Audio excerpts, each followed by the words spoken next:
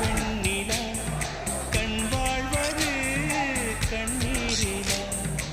பாதை கொண்ட மண்ணே அவளின் பாதச்சூடு பார்த்தாயா தோகை கொண்ட மயிலே அவளின் துப்பட்டாவை பார்த்தாயா ஊஞ்சலாடும் முகிலே அவளின் உச்சந்தலையை பார்த்தாயா ஓடுகின்ற நதியே அவளின் உள்ளங்காலை பார்த்தாயா கண்ணால் கண்டால் நீ உன் காலில் விழுவேன் நீ சொல் சின்ன சின்ன கிளியோ பஞ்சவர்ண கிளியோ